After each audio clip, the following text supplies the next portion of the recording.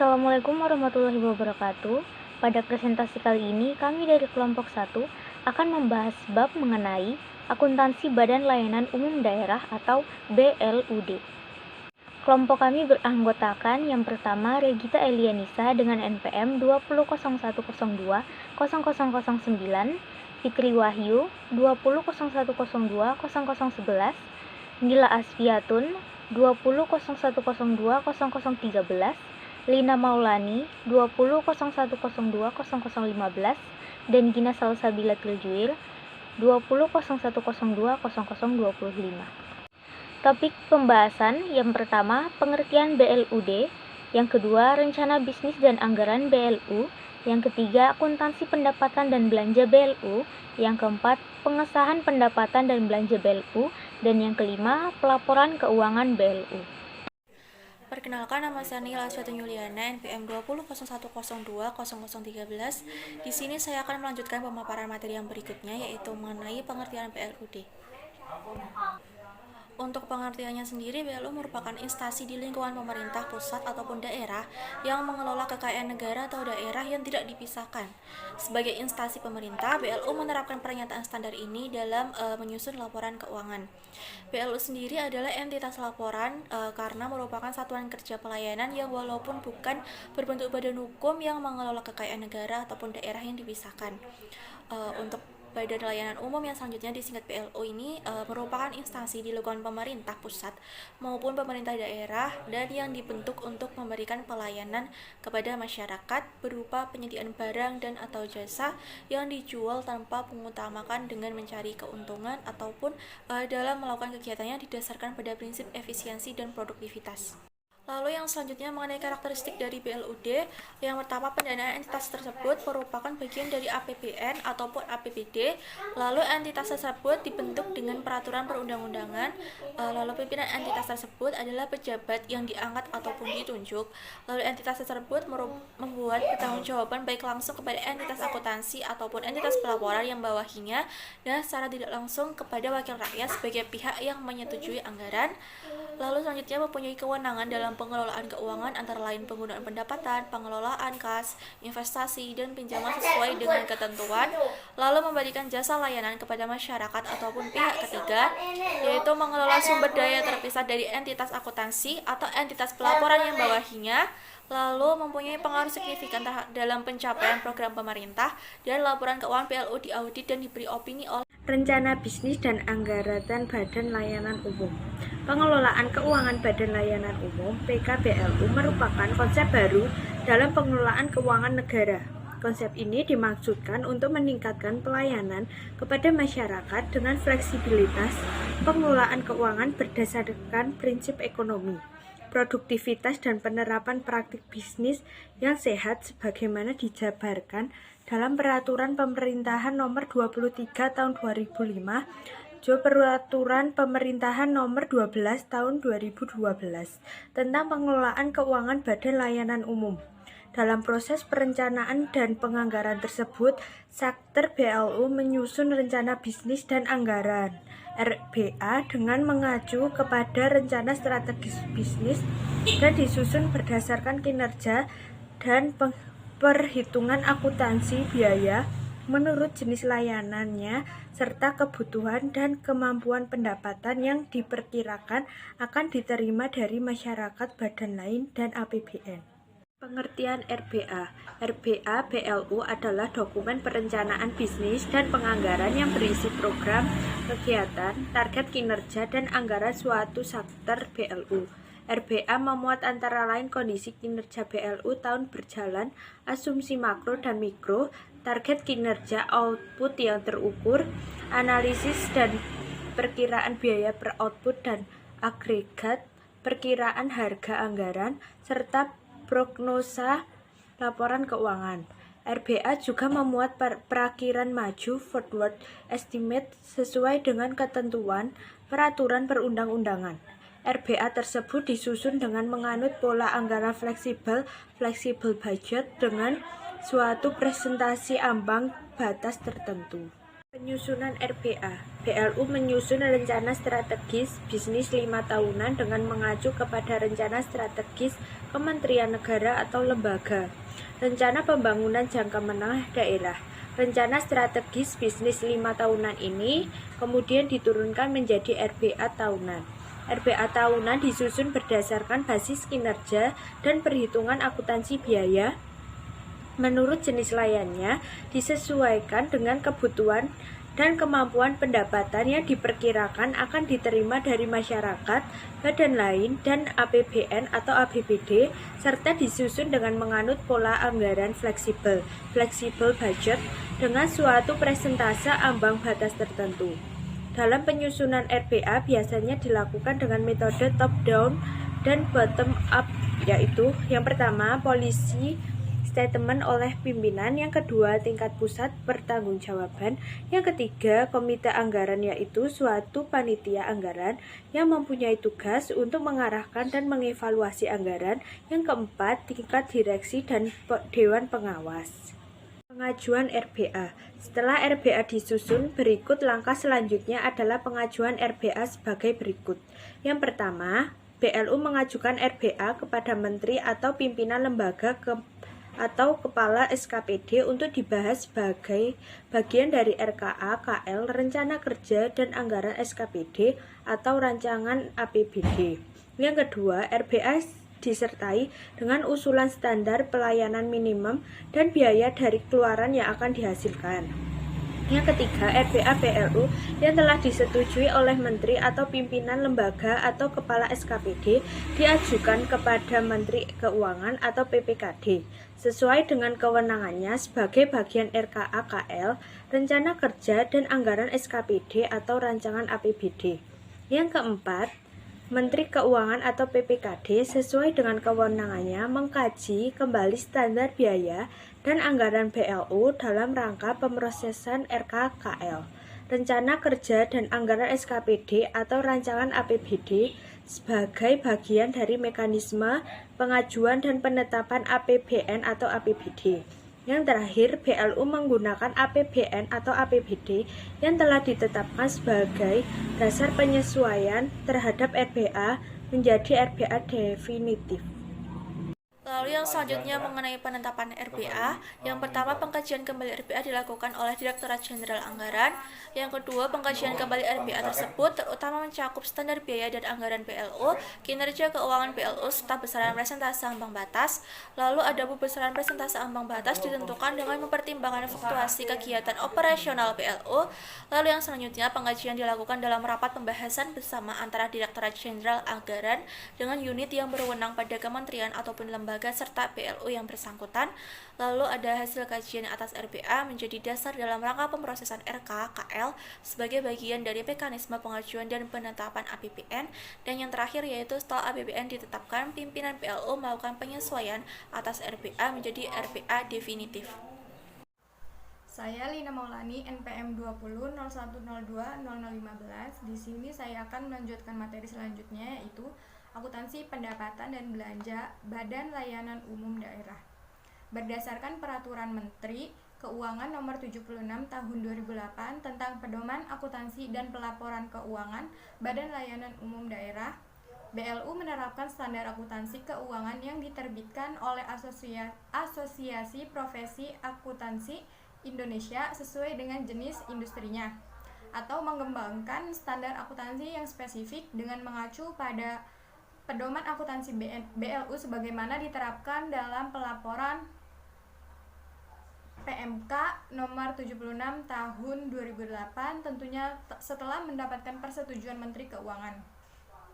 Dengan demikian, maka pada umumnya BLU menerapkan SAK dalam pelaporan keuangan.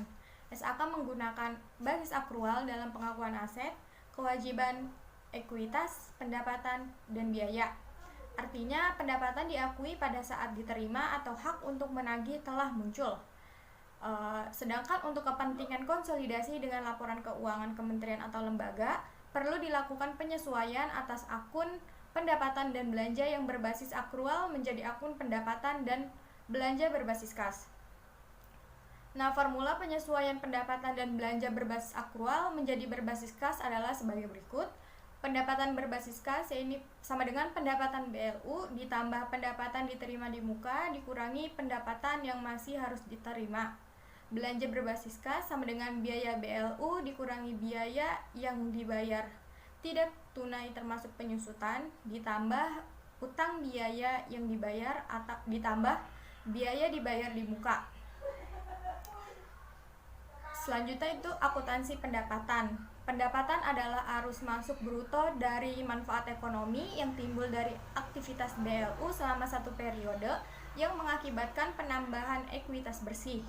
Pengukuran pendapatan menggunakan asas bruto, yakni pendapatan dicatat sebesar nilai brutonya tanpa dikurangi pembebanan atas perolehan pendapatan tersebut. Nah, akuntansi pendapatan ini diklasifikasikan menjadi 5 klasifikasi. Yang pertama, pendapatan usaha dari jasa layanan merupakan pendapatan yang diperoleh sebagai imbalan atas barang atau jasa yang diserahkan kepada masyarakat. Selanjutnya dirinci per jenis layanan BLU, diakui pada saat diterima atau hak untuk menagih timbul. Pendapatan ini dicatat sebesar nilai wajar imbalan yang diterima atau yang dapat diterima. Yang kedua ada hibah. Pendapatan yang diterima dari masyarakat atau badan lain tanpa ada kewajiban bagi BLU untuk menyerahkan barang atau jasa. Nah, terbagi menjadi 2 hibah. Yang pertama hibah terikat dan hibah tidak terikat. Adapun maksud dari terikat ini diperuntukkan atas hibah tersebut telah ditentukan oleh pemberi hibah. Pendapat ini diakui pada saat kepemilikan atas barang berpindah atau pada saat kas diterima oleh BLU. Nah, apabila hibah berupa uang, pendapatan ini dicatat sebesar nilai kas apabila hibah berupa uang atau sebesar nilai wajar pada saat perolehan barang. Yang ketiga, pendapatan APBN. Pendapatan yang diterima dari APBN untuk belanja operasional seperti belanja pegawai dan belanja barang dan jasa ataupun belanja investasi seperti belanja modal. Pendapatan ini diakui pada saat pengeluaran belanja dipertanggungjawabkan dengan diterbitkannya SP2D. Pendapatan ini dicatat sebesar nilai pengeluaran bruto pada belanja pada SPM. Yang keempat, pendapatan usaha lainnya. Pendapatan yang berasal dari hasil kerjasama dengan pihak lain, sewa, jasa, dan lembaga keuangan, dan pendapatan lainnya yang bukan berasal dari kegiatan utama BLU. Diakui pada saat diterima atau hak untuk menagih timbul. Nah, pendapatan ini dicatat sebesar nilai wajar imbalan yang diterima atau yang dapat diterima. Dan klasifikasi yang terakhir yaitu keuntungan penjualan aset non-lancar, merupakan selisih harga jual dengan nilai buku aset non-lancar. Pendapatan dari kejadian luar biasa merupakan pendapatan yang timbul di luar kegiatan normal BLU, tidak berulang, dan di luar kendali BLU. Pendapatan-pendapatan tersebut disajikan secara terpisah pada laporan keuangan untuk setiap jenis pendapatan dan rinciannya diungkapkan pada catatan atas laporan keuangan atau CLAK. 2. Akuntansi belanja. Belanja BLU terdiri dari unsur biaya yang sesuai dengan struktur biaya pada RBA definitif. Pengelolaan belanja BLU diselenggarakan secara fleksibel berdasarkan kesetaraan antara volume kegiatan pelayanan dengan jumlah pengeluaran, mengikuti praktik bisnis yang sehat. Apabila belanja BLU melampaui ambang batas fleksibilitas, maka BLU dapat mengajukan usulan tambahan dari APBN atau APBD kepada Menteri Keuangan atau PPKD melalui pimpinan atau Menteri Lembaga atau Kepala SKPD, namun harus mendapat persetujuan dari Menteri Keuangan atau Gubernur atau Bupati atau Wali Kota sesuai dengan kewenangannya. Selanjutnya saya Gina Salsabila Tiljuir dengan NPM 20.102.0025 yang akan melanjutkan pengesahan pendapatan dan belanja BLU. Yang pertama yaitu sumber dana PNBP. Dana ini didapatkan dari layanan yang diberikan kepada masyarakat. Yang kedua, hibah tidak terikat dan hibah terikat yang diperoleh dari masyarakat. Yang ketiga, hasil kerjasama BLU dengan pihak lain dan hasil usaha lainnya. Dan keempat, pendapatan lainnya yang sah. Surat pengesahan atau pendapatan dan belanja atau SP2D BLU adalah surat yang diterbitkan oleh Kantor Pelayanan Pembendaharaan Negara atau KPPN selaku Kepala Bendahara Umum Negara untuk mengesahkan pendapatan dana dan belanja BLU berdasarkan SP3D BLU.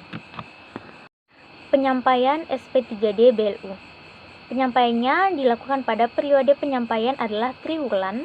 Penyampaian dapat dilakukan 1 kali atau lebih dari 1 kali dalam 1 bulan. Yang ketiga, syarat kelengkapan rangkap 2, yaitu yang pertama SP3B BLU, dan yang kedua surat pernyataan tanggung jawab atau SPTJ yang ditandatangani KPA atau pemimpin BLU, dan yang ketiga arsip data dokumen atau ADK SP3B BLU. Selanjutnya itu ralat SP3D BLU. Ralat SP3D BLU ke KPPN diajukan ketika ada kesalahan terhadap kesalahan administrasi dan kesalahan pencantuman jumlah nominal, pendapatan atau belanja pada mekanisme penyesuaian. Syarat yang harus dipenuhi ketika mengajukan SP3B BLU, yang pertama yaitu fotokopi SP3B BLU yang akan diralat, yang kedua SPTJ yang ditandatangani KPA atau pimpinan BLU, yang ketiga ADK dan hard copy ralat SP3B BLU yang dihasilkan dari aplikasi yang telah disediakan oleh Direktorat Jenderal Pembendaharaan, yang keempat penjelasan penyebab terjadinya kesalahan yang ditandatangani KPA atau pimpinan BLU, yang kelima informasi data supplier khusus mekanisme penyesuaian KPPN menerbitkan ralat SP2B BLU berdasarkan ralat SP3B BLU setelah melakukan yang pertama pemeriksaan kelengkapan SP2D, yang kedua pengujian terhadap ralat SP3B BLU, dan yang ketiga pencocokan tanda tangan KPA atau pimpinan BLU dengan spesimen tanda tangan. Saya Regita Elianisa dan NPM 2001020009. Di sini saya akan melanjutkan subbab selanjutnya, yaitu terkait pelaporan keuangan BLU. Nah, yang pertama ada tujuan pelaporan keuangan BLU. Jadi, laporan keuangan BLU itu merupakan laporan yang terstruktur mengenai posisi keuangan dan transaksi-transaksi yang dilakukan oleh BLU. Nah, tujuan umum laporan keuangan BLU itu untuk menyajikan informasi mengenai posisi keuangan, realisasi anggaran, saldo anggaran lebih, arus kas, hasil operasi, dan perubahan ekuitas BLU yang bermanfaat bagi para pengguna dalam membuat dan mengevaluasi keputusan mengenai alokasi sumber daya. Nah, secara spesifik, tujuan pelaporan keuangan BLU adalah untuk menyajikan informasi yang berguna untuk pengambilan keputusan dan untuk menunjukkan akuntabilitas entitas pelaporan atas sumber daya yang dipercayakan kepada pihak, yaitu dengan menyediakan informasi mengenai posisi sumber daya ekonomi, kewajiban, dan ekuitas BLU, dan untuk menyediakan informasi mengenai perubahan posisi sumber daya ekonomi, kewajiban, dan ekuitas BLU, serta menyediakan informasi mengenai sumber, alokasi, dan penggunaan sumber daya ekonomi, dan untuk menyediakan informasi mengenai ketaatan realisasi terhadap anggarannya, menyediakan informasi mengenai cara entitas pelaporan mendanai aktivitasnya dan memenuhi kebutuhan kasnya, menyediakan informasi mengenai potensi BLU untuk membiayai penyelenggaraan kegiatan BLU, dan menyediakan informasi yang berguna untuk mengevaluasi kemampuan dan kemandirian BLU dalam mendanai aktivitasnya. Nah, dalam rangka mencapai tujuan tersebut, itu laporan keuangan BLU menyajikan informasi tentang aset, kewajiban, ekuitas, pendapatan, dan biaya, serta arus kas. Dan yang selanjutnya, tanggung jawab atas laporan keuangan. Pimpinan BLU bertanggung jawab atas penyusunan dan penyajian laporan keuangan BLU yang disertai dengan surat pernyataan tanggung jawab yang berisikan pernyataan bahwa pengelolaan anggaran telah dilaksanakan berdasarkan sistem pengendalian intern yang memadai dan akuntansi keuangan telah diselenggarakan sesuai dengan standar akuntansi keuangan, serta kebenaran ini, laporan keuangan merupakan tanggung jawab pimpinan BLU. Nah, yang selanjutnya komponen laporan keuangan. Nah, jadi laporan keuangan BLU itu terdiri dari beberapa laporan. Yang pertama, laporan realisasi anggaran, dan yang kedua, laporan perubahan saldo anggaran lebih, serta yang ketiga, neraca, dan yang keempat, laporan operasional, serta yang kelima, laporan arus kas, dan yang keenam, laporan perubahan ekuitas, kemudian yang terakhir, catatan atas laporan keuangan. Lalu, penyajian laporan keuangan. Setiap komponen laporan keuangan itu harus diidentifikasi secara jelas dan menyajikan informasi antara lain itu mencakup nama BLU dan cakupan laporan keuangan apakah mencakup hanya satu unit usaha atau beberapa unit usaha, dan mencakup tanggal atau periode pelaporan, serta mencakup mata uang pelaporan dalam rupiah, dan mencakup satuan kerja yang digunakan dalam penyajian laporan keuangan. Kelima, penyampaian laporan keuangan. Laporan keuangan BLU disampaikan secara berjenjang kepada menteri atau pimpinan lembaga serta kepada Menteri Keuangan, Direktur Jenderal Pembendaharaan setiap triwulan, semester, dan tahun. Laporan keuangan triwulan terdiri dari laporan realisasi anggaran atau laporan operasional, laporan arus kas, dan catatan atas laporan keuangan disertai laporan kinerja. Laporan keuangan semesteran dan tahunan terdiri dari laporan realisasi anggaran atau laporan operasional, neraca, laporan arus kas, dan catatan atas laporan keuangan disertai laporan kinerja. Penyampaian laporan keuangan BLU dilaksanakan dengan ketentuan sebagai berikut. Yang pertama, laporan triwulan paling lambat tanggal 15 setelah triwulan berakhir. Yang kedua, laporan semesteran paling lambat tanggal 10 setelah semesteran berakhir. Dan terakhir, laporan tahunan paling lambat tanggal 20 setelah tahun berakhir. Dalam hal tanggal penyampaian laporan keuangan BLU jatuh pada hari libur, penyampaian laporan keuangan paling lambat dilaksanakan pada hari kerja berikutnya. Konsolidasi laporan keuangan. Laporan keuangan BLU merupakan bagian yang tidak terpisahkan dari laporan keuangan kementerian, negara, atau lembaga. Dalam rangka konsolidasi laporan keuangan BLU dengan laporan keuangan Kementerian Negara atau lembaga, BLU menyampaikan laporan keuangan sesuai dengan SAP setiap semester dan tahun. Laporan keuangan tersebut terdiri dari laporan realisasi anggaran, neraca, dan catatan atas laporan keuangan sesuai dengan SAP dilampiri dengan laporan keuangan yang sesuai dengan SAK atau standar akuntansi industri spesifik. BLU membuat laporan keuangan berdasarkan standar akuntansi keuangan atau SAK. BLU merupakan satuan kerja kementerian atau lembaga, oleh karena itu laporan keuangan BLU dikonsolidasikan dengan laporan keuangan kementerian atau negara. Konsolidasi laporan keuangan dapat dilakukan jika digunakan prinsip-prinsip akuntansi yang sama. BLU menggunakan SAK, sedangkan laporan keuangan kementerian negara atau lembaga menggunakan SAP. Karena itu BLU mengembangkan sistem akuntansi yang mampu menghasilkan laporan keuangan untuk memenuhi kebutuhan tersebut.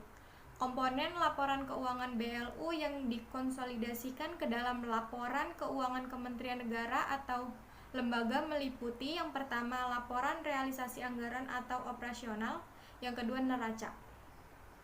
Sistem akuntansi BLU memproses semua pendapatan dan belanja meliputi pendapatan yang bersumber dari pendapatan usaha, dari jasa, layanan, hibah, dan penerimaan APBN, serta pendapatan usaha lainnya, sehingga laporan keuangan yang dihasilkan sistem akuntansi tersebut mencakup seluruh transaksi keuangan pada BLU. Yang pertama, transaksi keuangan BLU yang bersumber dari pendapatan usaha dan jasa, layanan, hibah, penerimaan APBN, dan pendapatan usaha lainnya wajib dilaporkan dalam realisasi anggaran Kementerian Negara atau lembaga dan pemerintah. Yang kedua, pos-pos neraca terdiri dari aset, kewajiban, dan ekuitas juga dikonsolidasikan ke neraca Kementerian Negara atau lembaga. Nah, dengan demikian laporan keuangan yang dihasilkan pada tingkat eselon 1 atau 2 kementerian lembaga telah mencakup laporan Kementerian BLU. Nah, dalam hal ini sistem akuntansi keuangan BLU belum dapat menghasilkan laporan keuangan untuk tujuan konsolidasi dengan laporan keuangan kementerian atau lembaga. BLU perlu melakukan konversi laporan keuangan berdasarkan SAK ke dalam laporan keuangan berdasarkan SAP. Proses konversinya mencakup pengertian, klasifikasi, pengakuan, pengukuran, dan pengungkapan atas akun-akun neraca dan laporan aktivitas atau operasi. Mungkin itu saja yang kelompok kami dapat sampaikan, kurang lebihnya mohon maaf. Wassalamualaikum warahmatullahi wabarakatuh.